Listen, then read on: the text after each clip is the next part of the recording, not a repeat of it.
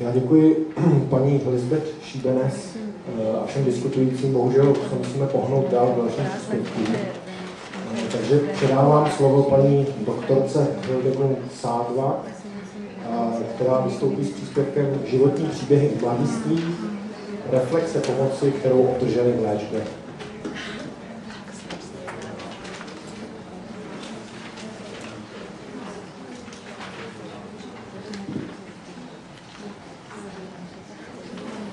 Yeah.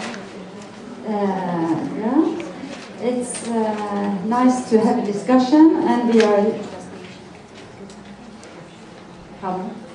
No, sorry. That's why I didn't understand anything. It's good to have a good discussion. I tried to make this presentation a little bit shorter. I did this. Yeah. Thank you.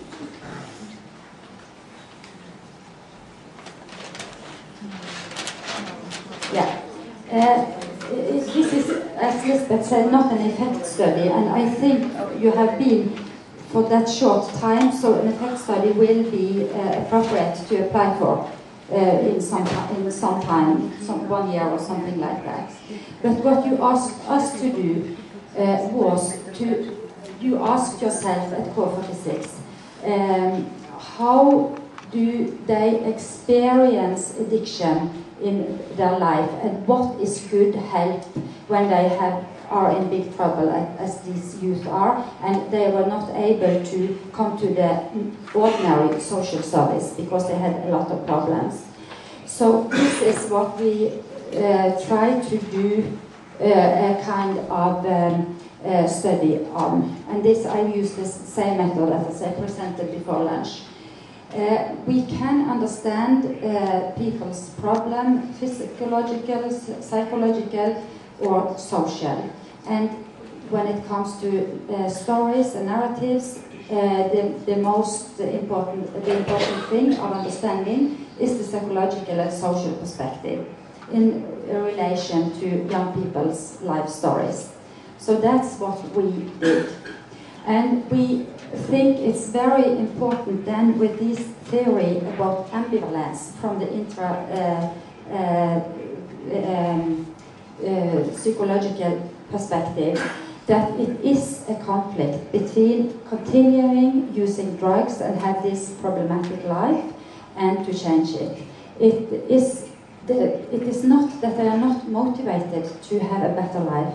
It is more that motivation must be looked up as a process where you have to join the people you are helping and be there in their ambivalence as it changed.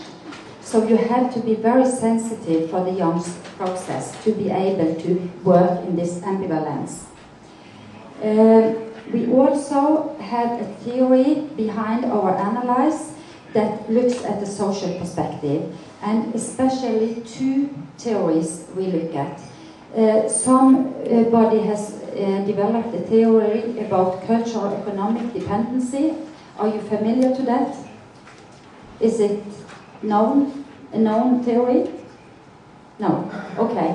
It's some researchers 11 years ago, they did a study among drug abusers, and they saw that it was also an economic reason for not quitting with drugs. They were in a way very talented in the black economy. They had a position and they was really somebody. If they went into treatment, they would not have any chance to get a real job with a lot of money as they had in the black market. They would have a small amount of money and they would be clients, not talents. So they developed a theory that people using drugs also are dependent on the economical boundaries in this black economy. They were earning a lot of money, and they were really many looked up to in the criminal world. So we have to understand that as a kind of theory, as well as the individual psychological theories we had before. And nowadays it has been developed also another theory called social capital. It is based on Bourdieu's capital theory on social capital, and they call it street capital. They see that young people living in the streets, they have a capital it's very good for them in the street, but they can't take it to another community, so to speak. So they are talented also in the street, but they are not talented in the rest of the society. So we need to understand this way of belonging to another community. When we did this research, this was the theoretical foundation. When we did this research, we did in-depth interview with 8 persons, and we did this narrative analysis, and that's what I'm going to show you how it turned out. As you remember from before lunch, we have a matrice. Am I speaking too fast? No? Okay. And we put their story into this matrice, and when we look at one, for an example, one of the young people, the story about the past nowadays was being left alone in life. Then something happened. It was a kind of forced voluntarism. It was not voluntary, but if you're not going to change your life, somebody is going to interfere. So it's better to do it voluntary, because, yeah.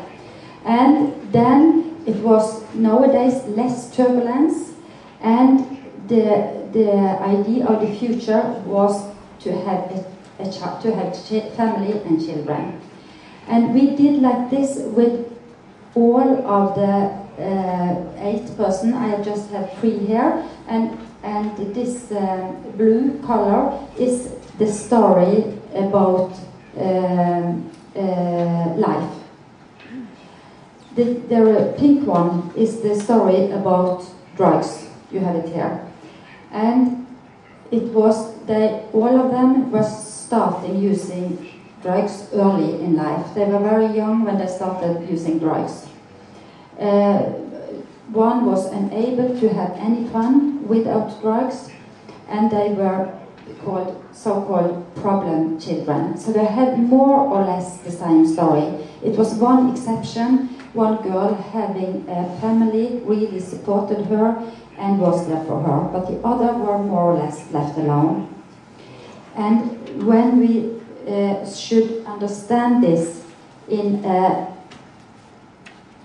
better than they did themselves, and to make it possible for us to help them better, we saw that the core story became about degradation, non-affiliation, degradation, and it was more or less that they didn't belong to anybody, almost nobody, because the milieu where they belonged, it changed all the time and wasn't at all stable. So I was planning to tell you more about these stories before, now, and in the future, and the changing point. But I think I can? Okay. So some had grown up with both parents. Other had divorced parents, and some of them have had experience of being in foster care. And it was unstable family relations for all except one. Many of the parents have had drug problems themselves, and some of the parents had been in treatment. Some of them had been was dead, and it was a difficult situation. When something happened, it was like they were forced into treatment, as I said earlier. And I have a paper here.